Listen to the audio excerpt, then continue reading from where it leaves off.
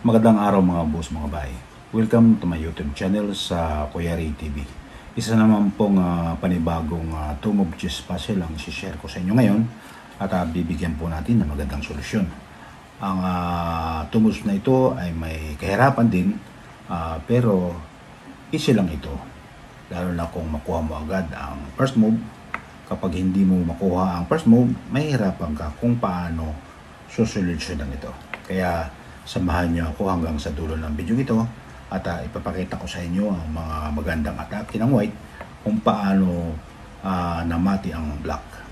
Bago natin simulan mga boss, mga bay, kung bago ka pa lang sa aking YouTube channel, huwag kalimutang mag-like at mag-subscribe at pakiclick na rin po ng notification bell para lagi kang updated sa aking mga bagong video. Maraming salamat po. Bago po natin simulan, shoutout muna kay Boss Lex Official. Maraming salamat boss sa inyong patuloy na suporta. At kay Boss Saito Sais Tomicho, maraming salamat din po boss sa inyong panonood at suporta. At kay Boss Justin Piña Florida, maraming salamat po boss sa inyong panonood at suporta. Maraming salamat po. So, umpisa na natin. So, ang sulong po dito ng black ay dyan po ang tungo sa 1. So, ang una ko muna ipapakita sa inyo ay ang mga maling sulong ng white. So, halimbawa, pag ang white ay nag-move dito, syempre ang kanyang pang-mati ay tumpong. So, kailangan mag-ingat dito ang black dahil pag nagkamali ng move dito, mati talaga ang black dito. So, pagka ito ang kanyang i-move, sigurado mati na siya. Tumubos pa lang, mati lang. So, mali yun. So, ang kanyang depensa naman dyan, halimbawa, pagka siya ay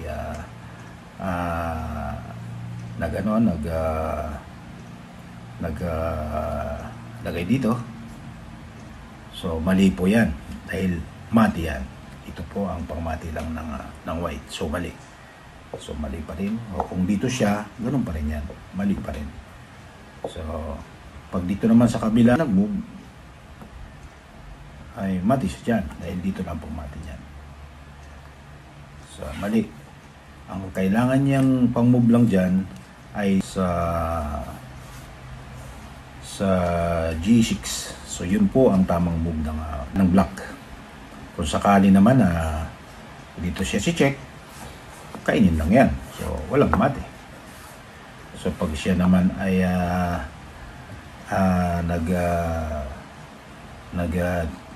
check dito sa dito, hindi siya pwede, kainin din siya. So pag siya naman ay nag-check dito, kainin lang yan. So walang mati. So then, pagka dito naman siya nag-check, so kainin pa rin siya. So walang mati. So ulitin natin.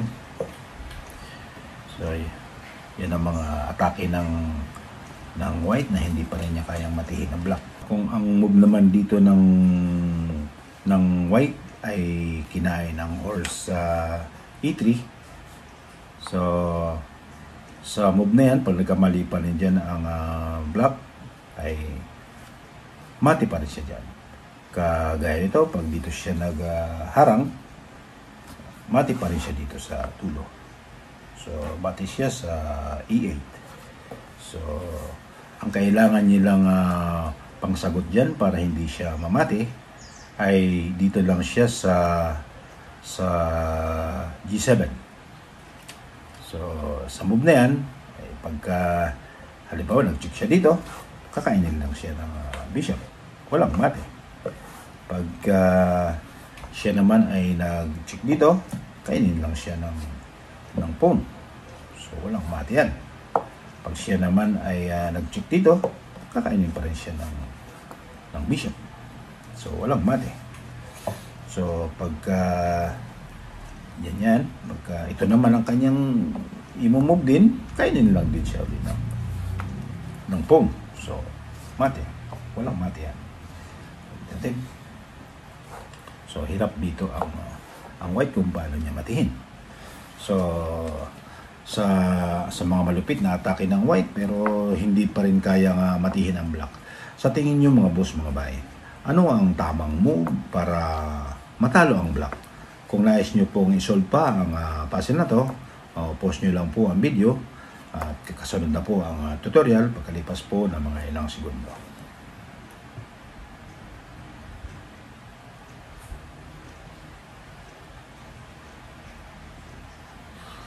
Okay.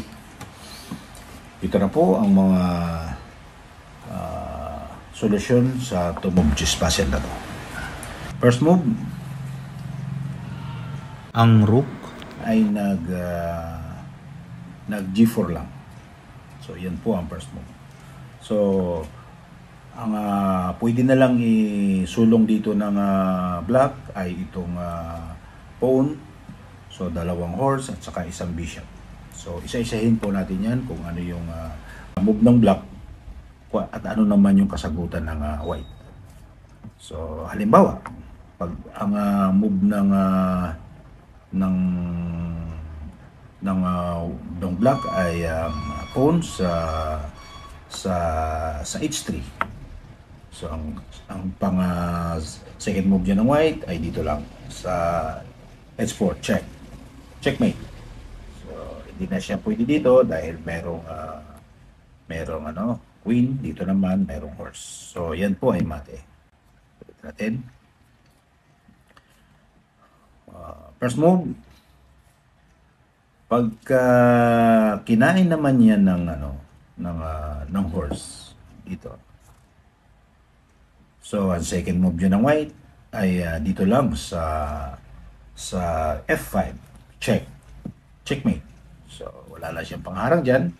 So, yan, dalawang na yan ay sakop na yan ng queen. So, hindi na siya makakapunta dyan. Yan po ay mate. So, first move, pag siya naman ay, pag ang horse naman ay dito, mate pa rin yan. Dahil kainin lang yan. So, ulitin natin. First move, pag ito namang horse ang kakain ulit sa rook, so ang pang second move dyan ay dito lang sa e8, checkmate. Wala pa rin siya pangharang, hindi siya pwede dito sa g5, sakop yan ng horse. So, yan po ay mate. First move, pag ang horse naman ay nag G6, so ang second move dyan ng white ay kinain lang ang horse. So, yan pa rin po ay mate. Suportado yan ang rook. Checkmate. Natin. So, dito, tapos na tayo sa mga move ng horse. So, dito naman tayo sa bishop. First move, pag ang bishop ay G7, so kainin lang itong pawn. Checkmate. So, wala na rin siyang tatakbuhan dyan. So, first move, pag ang bishop naman ay dito sa f6, so ang second move dyan ng white ay dito lang sa f6, kinain lang ang bishop. Checkmate. So wala na siyang pupuntahan dyan. Dito, sakop yan ng queen. So yan po ay mate. So yan po ang mga tamang move na ginawa ng white na hindi na talaga kayang depensahan pa ng black. Dahil sa bawat move ng black, may nakahandang pang mating move ang white. Kaya pwede nyo itong pag-aralan mga boss, mga bay, para kalaro nyo naman ang mag-solve ng kung paano matihin ang black. Hanggang dito na lang. Maraming salamat po sa inyong panonood at suporta. Maraming salamat po.